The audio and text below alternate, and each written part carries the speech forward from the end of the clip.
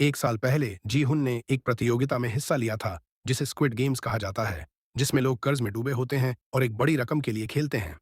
जीतने पर जीहुन को बड़ा इनाम मिला, लेकिन बाकी सभी खिलाड़ी मर गए। अब जीहुन एयरपोर्ट पर है और अमेरिका जाने की कोशिश कर रहा है ताकि अपनी बेटी से मिल सके। लेकिन एक और निराश आदमी को खेल में बुलाए जाते हुए देखकर जीहुन तय करता है कि वो रुकेगा और उन लोगों को ढूंढेगा जो इन खेलों के पीछे हैं, ताकि उन्हें खत्म कर सके। उसे खेलों के देखरेख करने वाले व्यक्ति, जिसे फ्रंटमैन कहा जाता है, से एक कॉल आता है जो उसे चेतावनी देता है कि उसे इसका पछतावा होगा। लेकिन गीहून उसे नजरअंदाज कर देता है। जब वो सियोल लौट रहा होता है तो एक दुकान पर रुकता है और एक चाकू खरीदता है। फिर बाथरूम में वो अपने शरीर की जांच करता है जब तक उसे अपने कान के पीछे एक ट्रैकर नहीं मिलता और उसे निकाल देता है।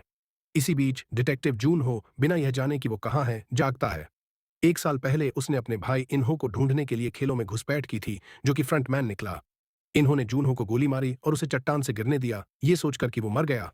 लेकिन उसे एक जहाज द्वारा बचा लिया गया और अस्पताल ले जाया गया, जहां वो अब कोमा से जाग रहा है।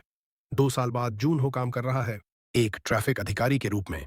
जब उसने समुद्र में अपना फोन खो दिया, जिसमें खेलों के सभी सबूत थे, तो वह कई दिनों तक बिना किसी सूचना के गायब रहने के कारण लगभग नौकरी से निकाला गया था। लेकिन उसके बॉस ने उसके पक्ष में बात की और उसे सिर्फ डिमोट कर दिया गया। अपनी खाली समय में वह कैप्टन पार्क से मिलता है, वही आदमी जिसने उसका शरीर पानी में पाया था। साथ में वे इलाके के हर द्वीप की तलाश कर रहे हैं ताकि फिर से उन खेलों का पता लगाया जा सके। इस बीच गीहून एक मोटल में छिपा हुआ है जहां उसने कई सुरक्षा कैमरे लगा रखे हैं। एक रात वह फ्रंटमैन को दरवाजे पर देखता है, जिसके साथ 2 इंसानी सिर हैं। लेकिन यह सिर्फ एक बुरा सपना है। बाद में वह लोन शार्क मिस्टर किम और उनके सहायक वू सोक से मिलता है, जिन्हें उसने उन आदमी को ढूंढने के लिए काम पर रखा है जो खेलों के लिए नए खिलाड़ियों की भर्ती कर रहा है। अब तक वे उसे ढूंढने में सफल नहीं हुए हैं, इसलिए गीहुन उन्हें अधिक लोग नियुक्त करने के लिए अतिरिक्त पैसे देता है और यहां तक कि जो उसे पकड़ता है उसके लिए बड़ा इनाम भी ऑफर करता है। किम और वूसोक एक पूरी योजना बनाते हैं और कई गैंगस्टरों को काम पर रखते हैं। वे अपने पास मौजूद सभी सुराग साझा करते हैं और हर मेट्रो स्टेशन पर फैल जाते हैं, किसी भी व्यक्ति की जांच करते हैं जो उनके विवरण के करीब आता हो। हालांकि अब तक कोई सफलता नहीं मिली है और वूसोक निराश होने लगा है। यह जानने की जिज्ञासा होती है कि क्या यह कहानी सच है। एक रात ब्रेक के दौरान यह जोड़ी आखिरकार देखती है कि भर्तीकर्ता रिक्रूटर एक थप्पड़ वाला खेल खेल रहा है और मयोंगी को निमंत्रण दे रहा है। जैसे ही भर्तीकर्ता स्टेशन छोड़ता है, किम और वू सियोक उसका पीछा करते हैं और गीहुन को उसे चेतावनी देने के लिए कॉल करते हैं। उसी समय मयोंगी को उसकी गर्भवती पूर्व प्रेमिका जुनही का फोन आता है, लेकिन वह कॉल नहीं उठाता। जुनही वर्तमान में क्लिनिक में है, लेकिन वह अपनी अपॉइंटमेंट रद्द कर देती है जब उसे भी खेलों का निमंत्रण मिलता है। कुछ देर बाद भर्तीकर्ता पार्क में जाता है और भिखारियों के पास जाकर उन्हें एक विकल्प चुनने के लिए कहता है, एक ब्रेड रोल या एक स्क्रैच कार्ड। केवल एक व्यक्ति ब्रेड चुनता है, बाकी सभी स्क्रैच कार्ड चुनते हैं, लेकिन किसी को भी कोई इनाम नहीं मिलता। इसके बाद भर्तीकर्ता बची हुई ब्रेड को जमीन पर फेंकता है और उसे पैरों तले रौंद देता है, कहते हुए कि ये खाना भिखारियों ने बर्बाद किया है। किम और वूसोक इस सब को रिकॉर्ड करके गीहुन को भेजते हैं। शहर में गीहुन बहुत तेज गाड़ी चला रहा होता है और पुलिस उसे रोक लेती है। एक नौसिखिया उसका व्यक्तिगत विवरण लेता है और उसे एक टिकट देकर छोड़ देता है। जब जून हो अपने साथी की स्क्रीन पर देखता है तो वह गीहुन का नाम खेलों से पहचान लेता है। वह सिस्टम में नाम खोजता है और एक कार रेंटल कंपनी से पता प्राप्त करता है। पार्क में भर्तीकर्ता वहां से चला जाता है, इसलिए किम और वूसोक उसका पीछा करते हुए उसे एक गली में पकड़ने की कोशिश करते हैं। हालांकि भर्तीकर्ता तेज और शक्तिशाली होता है और उन्हें आसानी से हरा देता है। कुछ देर बाद गीहुन वहां पहुंचता है और खून और एक चाकू पाता है, लेकिन आदमी वहां नहीं होते। इस बीच भर्तीकर्ता किम और वूसोक को एक शानदार कमरे में ले जाता है और उन्हें बांध देता है। वह उन्हें बताता है कि उन्हें रॉक पेपर कैंची खेलना होगा और हारने वाले को रूसी रूलेट खेलनी पड़ेगी। पहले कुछ राउंड में कुछ नहीं होता क्योंकि बंदूक में सिर्फ एक गोली है, इसलिए संभावना कम है। हालांकि भर्तीकर्ता हर बार एक गोली जोड़ता है और आखिरकार मिस्टर किम को सिर में गोली लग जाती है। यह देखकर डरे हुए वूसोक बात करने के लिए तैयार हो जाते हैं। शाम को जून हो उस ऑफिस में घुसते हैं जहां किम ने ऑपरेशन आयोजित किया था और उन्हें कुछ दस्तावेज मिलते हैं जिनमें मोटल का पता लिखा होता है। जब गीहुन मोटल लौटता है तो भर्तीकर्ता उसका इंतजार कर रहा होता है। वह बताता है कि उसने खेलों में एक साधारण कर्मचारी के रूप में शुरुआत की थी और उसे मृत खिलाड़ियों के शवों को हटाना पड़ता था। दुर्व्यवहार करने वालों को गोली मारो। एक दिन उसे एक खिलाड़ी की देखभाल करनी पड़ी जो उसका पिता निकला, फिर भी रिक्रूटर ने उसे भी मारने में संकोच नहीं किया।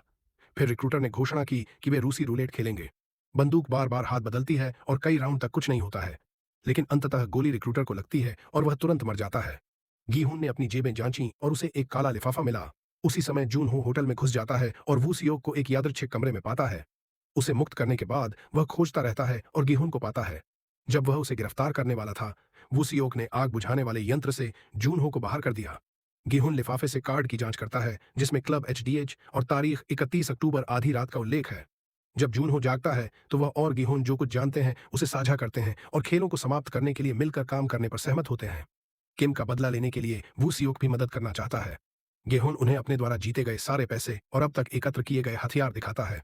दीवार में एक छेद है जो उन्हें पीछे के कमरे में ले जाता है जहां वे बिना किसी को सुने शूटिंग का अभ्यास कर सकते हैं। एक मनोरंजन पार्क के पार्किंग स्थल पर नो यूएल सो रहा है, उसकी कार।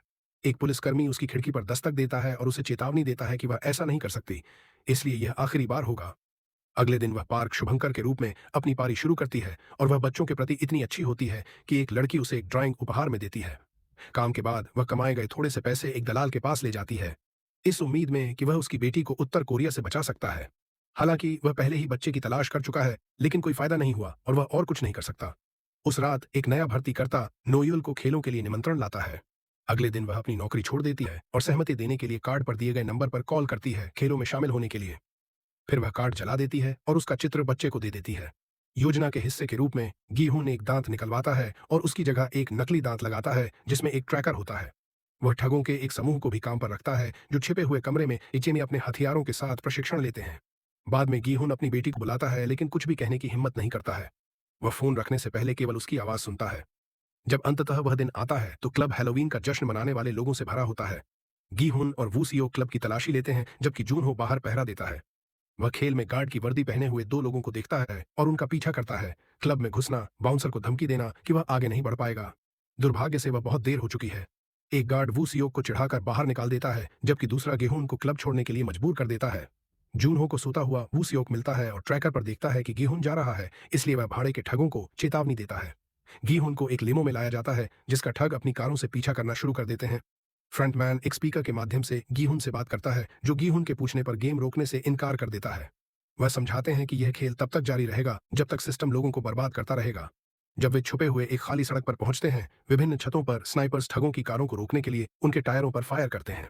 गीहून ने इसे नोटिस किया और लिमो के अंदर गोलियां चला दी, लेकिन शीशा बुलेट प्रूफ था। योजना का पालन करने के लिए दृढ़ संकल्पित गीहून के पास फिर से खेलों में भाग लेने के लिए स्वेच्छा से जाने के अलावा कोई विकल्प नहीं है और नींद की गैस जल्द ही उसे बाहर कर देती है। गोदी पर 3 ट्रक नो यूएल सहित अधिक लोगों को ले जाते हैं। हालांकि उसे खिलाड़ी बनने के लिए नहीं चुना गया था, वह गार्ड में से एक होगी। अगली सुबह जूनहो और वूसियोक ट्रैकर पर गीहून के सिग्नल का पालन करने के लिए ठगों के साथ पार्क के जहाज पर चढ़ते हैं। द्वीप पर गीहून जाग जाता है सभी नए खिलाड़ियों के साथ स्क्विड गेम की सुविधा। उसने खेल की वर्दी पहनी हुई है और पिछली बार की तरह उसका नंबर 456 है। गार्ड नियम समझाने आते हैं। खिलाड़ी 6 दिनों के लिए यहां रहेंगे और सभी 6 गेम जीतने वालों को एक बड़ा नकद पुरस्कार मिलेगा।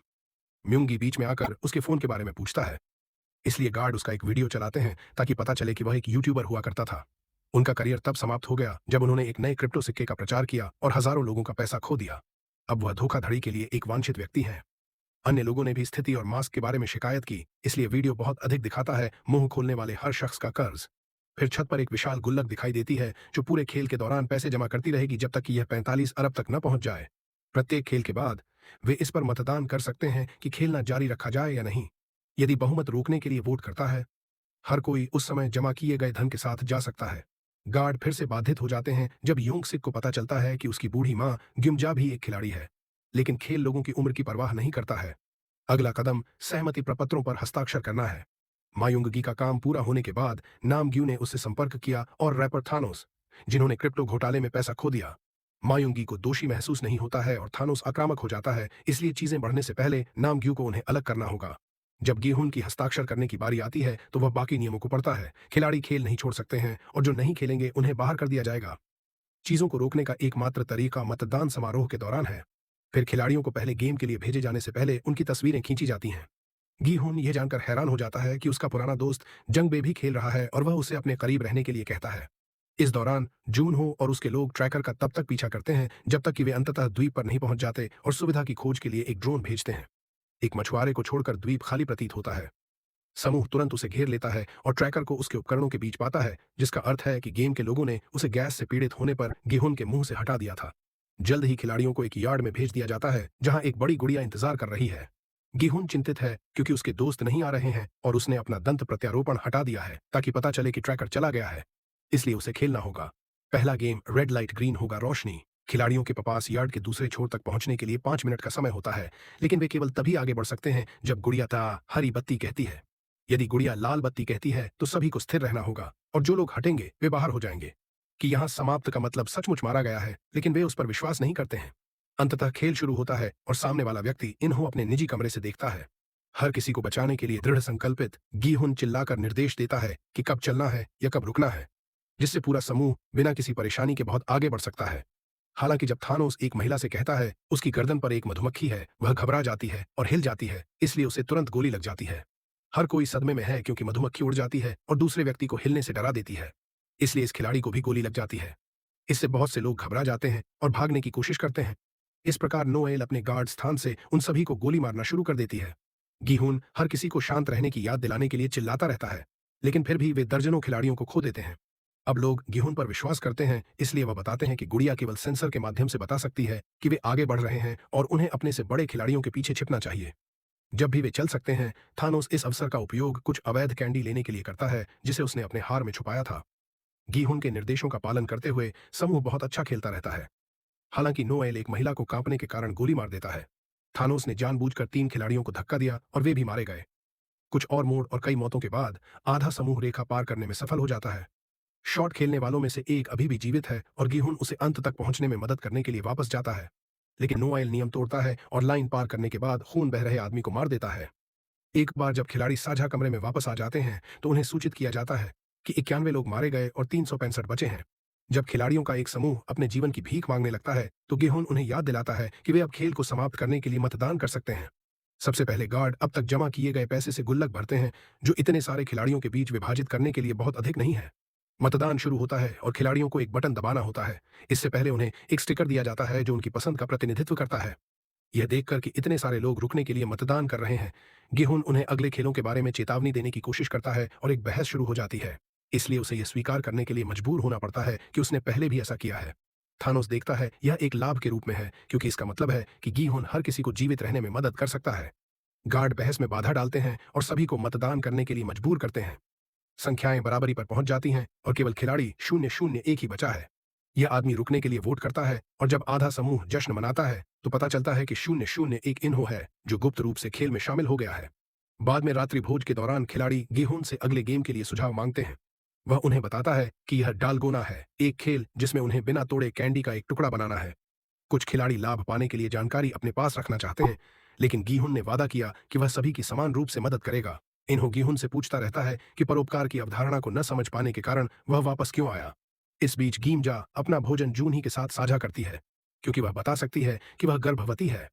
थानोस और नामग्यू म्यूंगी को तब तक परेशान करते रहते हैं जब तक वह झपट कर झगड़ा शुरू नहीं कर देता, इसलिए इन्हों उन्हें शांत करने की कोशिश करता है। जब थानोस और नामग्यू उससे लड़ने की कोशिश करते हैं तो इन्हों अपना कौशल दिखाता है और उन दोनों पर आसानी से काबू पा लेता है। इससे उसे सभी का सम्मान मिलता है। आधी रात में इन्होंने गीहुन को बताया कि उसकी गर्भवती पत्नी बहुत बीमार है और उसे पैसे की जरूरत है।